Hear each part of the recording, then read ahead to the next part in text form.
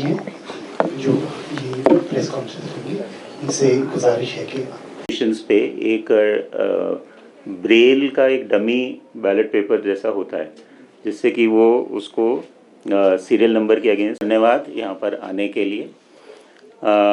जैसा कि आपको विदित ही है कि आज दुनिया के सबसे बड़े लोकतंत्र के सबसे बड़े लोकतांत्रिक उत्सव का आज आगाज़ हुआ है और माननीय मुख्य चुनाव आयुक्त ने आज चुनावों की तारीखों की घोषणा की है और उसके पश्चात विस्तार से सारी जानकारी दी है जो कि कदम चुनाव आयोग द्वारा उठाए गए हैं जो और क्या शेड्यूल है। जो हिमाचल के कॉन्टेक्स्ट में जो तारीखें अनाउंस हुई हैं उसका मैं आपको विवरण देना चाहूँगा। सबसे पहले तो जो अधिसूचना जारी करने की हिमाचल में पहली बात तो सिंगल फेज़ इलेक्शंस हैं। पूरे देश में 7 फेजेस में ये इलेक्शंस हो रहे हैं और हिमाचल में सिंगल फेज़ में होंगे और इसकी जो नोटिफिकेशन है वो 7 मई को जारी होगी और जो नॉमिनेशंस की लास्ट डेट है वो 14 मई रहेगी। स्क्रूटिनी की डेट जो है वो 15 मई रहेगी। विड्रॉल की जो लास्ट डेट है वो 17 में रहेगी। इसके अलावा जो मतदान की तारीख है, डे ऑफ पोल जो है वो 1 जून अनाउंस निर्धारित किया गया है और डेट ऑफ काउंटिंग जो कि पूरे कंट्री में पूरे देश में सेम ही डेट ऑफ काउंटिंग रहेगी, वो 4 जून निर्धारित की गई है, जिससे कि पूरा ये जो पोलिंग प्रोसेस है 6 जून तक कंप्लीट हो जाएगा। हिमाचल के कॉन्टेक्स्ट में हमारे यहाँ जो 4 लोकसभा सीट्स हैं उनके चुनाव जो हैं वो कराए जाएंगे, जिसमें कि हमारी जो 4 लोकसभा कॉन्स्टिट्यूंसीज़ हैं कांगड़ा, मंडी, हमीरपुर और शिमला, जिसमें कि शिमला कॉन्स्टिट्यूंसी एक एससी रिजर्व कॉन्स्टिट्यूंसी है। तो 4 पार्लियामेंट्री कॉन्स्टिट्यूंसीज़ के इलेक्शंस होंगे। साथ ही साथ हिमाचल में जो 6 असेंबली कॉन्स्टिट्यूंसीज़ के बाई इलेक्शंस हैं वो भी सेम ही उसका शेड्यूल रहेगा, सेम ही फेज़ में। उसका अनाउंसमेंट भी आज चुनाव आयोग द्वारा किया गया है। ज़िला स्तर पे जो है वो कमिटीज़ बनाई गई हैं। एमसीएमसी कमिटीज़ जो हैं वो डिस्ट्रिक्ट लेवल पे बनाई गई हैं, ऑलरेडी कॉन्स्टिट्यूटेड हैं, जो कि पेड न्यूज़ का अगर उनको कोई केस ऐसा समझ आता है उनके ध्यान में या कोई लाता है तो उसमें वो जो कंसर्न्ड कैंडिडेट है उसको नोटिस देते हैं और नोटिस के रिप्लाई के हिसाब से वो निर्णय करती है वो कमेटी कि ये पेड न्यूज़ का केस है या नहीं। और अगर वो पाया जाता है कि पेड न्यूज़ का वो केस है तो कैंडिडेट के एक्सपेंडिचर में उतना खर्चा जोड़ा जाता है और साथ ही जो प्रेस काउंसिल ऑफ इंडिया को भी उसकी रिपोर्ट जाती है कि फलां न्यूज़पेपर के फलां पत्रकार ने ये पेड न्यूज़ का प्रूव हो गया इनका केस। और उसमें फिर अपील का प्रोविज़न है, अगर कोई कैंडिडेट उसको एक्सेप्ट नहीं करता है तो अपील कर सकते हैं। जो हमारे स्तर पे जो कमेटी बनाई गई है उसको अपील कर सकते हैं। और सर कोड ऑफ कंडक्ट के दौरान अक्सर ये देखा गया सर जो टोटल वोटर्स में जो हमारे मेल वोटर्स हैं वो हैं 28,15,045 यानी 28,15,045 और महिलाएं हैं 27,57,660 और थर्ड जेंडर जो हैं वो हैं 35। सर हिमाचल प्रदेश में बाई इलेक्शन भी अनाउंस हुआ है। यस, उस पर अलग से एग्जाम होगी सर, पोलिंग स्टेशन स्टाफ और वोटर।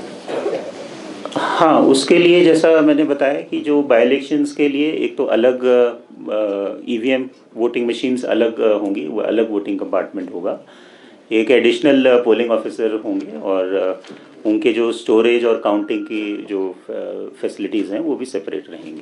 सर इसमें सप्लीमेंट्री एक ये है कि जब मामला एक करके कोर्ट में है, जब मामला सुप्रीम कोर्ट में है तो क्या ये पॉसिबल है कि बाई इलेक्शन हो सकता है?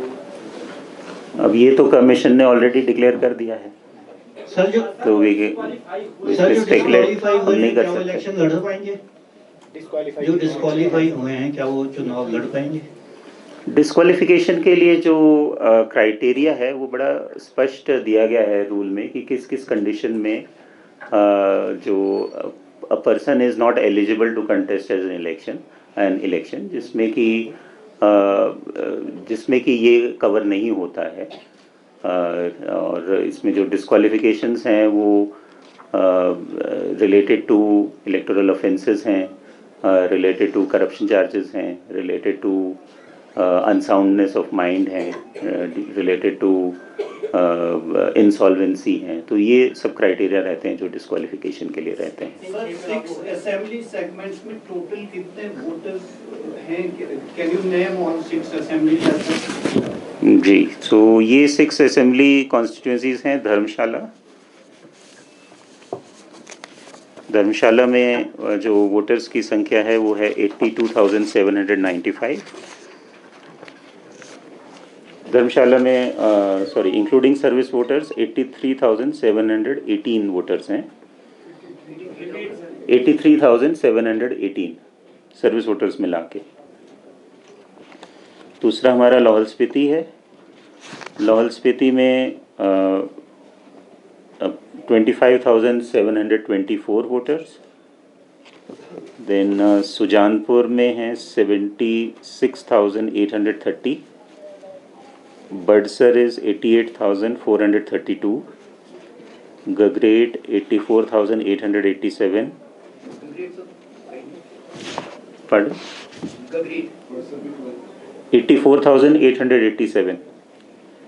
कुटलहड़ 87,857। जो फोर्स सभी हमारे इलेक्टोरल रोल्स जो हैं वो उस पे वेबसाइट पे भी अवेलेबल हैं। प्लस जो वोटर्स हैं अपना नाम चेक करने के लिए जो वोटर हेल्पलाइन ऐप का मदद ले सकते हैं। तो वोटर हेल्पलाइन ऐप के ज़रिए वोटर्स अपना नेम, अगर उनको एपिक नंबर नहीं मालूम तो अपना वो नेम सर्च भी कर सकते हैं और डिस्ट्रिक्ट वाइज कॉन्स्टिट्यूएंसी वाइज भी कर सकते हैं सर्च, और अपना नाम से भी अपना देख सकते हैं कि वो उसमें रजिस्टर्ड हैं अथवा नहीं हैं। और NVSP पोर्टल के माध्यम से भी ये किया जा सकता है। तो ये एक, और साथ ही साथ VHA ऐप में वो ये भी देख सकते हैं कि उनके क्षेत्र के संबंधित अधिकारी कौन हैं, BLOs कौन हैं, और उनके AROs कौन हैं, ROs कौन हैं, DOs कौन हैं। वो सारी इन्फॉर्मेशन उस ऐप के ज़रिए और NVSP पोर्टल के ज़रिए प्राप्त की जा सकती है। इसके अलावा जो निर्वाचन आयोग के जो अन्य आदेश हैं वो ये ऑफ कोर्स स्टैंडिंग इंस्ट्रक्शंस ही हैं कि जो कोड ऑफ कंडक्ट लागू होने के बाद समस्त सरकारी कार्यालयों और विभागीय वेबसाइट से मंत्रियों एवं अन्य राजनीतिक व्यक्तियों के फोटोग्राफ और उपलब्धियां संबंधी जानकारी हटाई जाती है।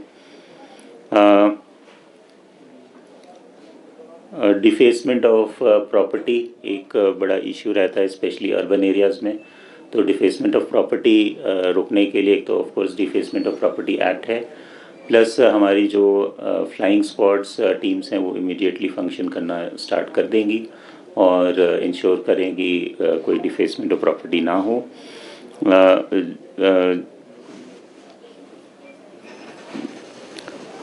ध्वनि प्रदूषण इत्यादि रोकने के लिए लाउड स्पीकर्स वगैरह की परमिशन लेनी पड़ती है और उसमें टाइम लिमिट्स भी हैं। 10 PM और 6 AM के बीच में कोई भी लाउड स्पीकर्स उसमें अप्लाई नहीं किए जा सकते। जो भी ऐसे बैनर्स या पोस्टर्स हैं जिसमें कि गवर्नमेंट की अचीवमेंट्स या कोई पॉलिटिकल लीडर्स की फ़ोटोग्राफ्स या वो पॉसिबल नहीं है और उन्होंने जो इसका एक ग्रेडेड रिस्पांस मैकेनिज़्म है। पहला तो ये कि अगर गवर्नमेंट बिल्डिंग्स में हैं तो ये जो है विदिन 24 आवर्स ये हटाने होते हैं, और अगर सार्वजनिक स्थलों पे है तो विदिन 48 आवर्स, और अगर किसी की प्राइवेट प्रॉपर्टी में है और उसकी परमिशन नहीं ली गई है उस ओनर से तो विदिन 72 आवर्स वो हटाए जाते हैं। तो वो तुरंत ही वो उस पर कार्रवाई की जाएगी। ऑफ कोर्स जो हमारी एक्सपेंडिचर मॉनिटरिंग एक बड़ा महत्वपूर्ण विषय है और कमीशन ने भी काफ़ी ज़ोर दिया है इसके ऊपर कि कैसे हम मनी पावर और मसल पावर को रोके के बेजा इस्तेमाल को, और इसके लिए एक्सपेंडिचर मॉनिटरिंग टीम्स जो हैं वो हमारी कॉन्स्टिट्यूट हो गई हैं और सभी ज़िलों में और सभी कॉन्स्टिट्यूंसीज़ में वो इमीडिएटली फंक्शन करना शुरू कर देंगी। आज तक की स्थिति है यानी एज ऑन टुडे जो हमारे टोटल नंबर ऑफ़ इलेक्टर्स हैं वो 55,72,740 हैं, जिसमें से कि जो सेवा अर्हता जिनको बोलते हैं सर्विस वोटर्स वो हमारे 65,682 हैं। और जो ये हमारे टोटल इलेक्टर्स में हैं, हमारी जेंडर रेशो जो हमारी इलेक्टर रोल की है वो काफ़ी अच्छी है, 979 है, जो कि हमारी सेंसस जेंडर रेशो से भी बेहतर है। सर एक बार रिपीट कर देना नंबर। कौन सा नंबर जी? चलिए ये आपको सर्कुलेट हो जाएगा। जो हमारे टोटल वोटर्स अगर हम general voters plus service voters को ऐड करें तो ये नंबर बनता है 56,38,422, जिसमें कि हमारे जो PWD मार्क्ड इलेक्टर्स हैं वो हैं 56,320, लगभग 1% हैं, और जो 85 प्लस वोटर्स हैं इलेक्टर्स हैं हमारे इलेक्टोरल रोल में वो 60,995। जैसा को आपको मालूम ही है कि जो 85 प्लस जो वोटर्स हैं और ऐसे PWD वोटर्स जिनकी डिसेबिलिटी परसेंटेज 40% से ज़्यादा है वो पात्र हैं होम वोटिंग के लिए। तो होम वोटिंग जैसा हमारे राज्य में पहले भी हुआ है, तो होम वोटिंग के अंतर्गत जो पात्र लोग हैं वो आवेदन कर सकते हैं फॉर्म 12D में, और वो उनको AROs को पहुंचाने होंगे, और अगर वो ऐसा समय पर करते हैं तो उनको होम वोटिंग यानी उनके घर पे जाके पोलिंग टीम्स उनके वोट्स कैप्चर करेंगी। जो हमारे टोटल मतदाता हैं जिन्होंने फर्स्ट टाइम जो वोटर्स हैं 18 to 19 ईयर्स एज ग्रुप, उसमें हमने काफ़ी एफर्ट किया और वो अभी जो संख्या है वो 1,38,918 हो गई है, 1,38,918, जो कि हमारे टोटल इलेक्टोरल रोल का लगभग 2.5% हमारे 18 to 19 ईयर्स के वोटर्स हो गए हैं।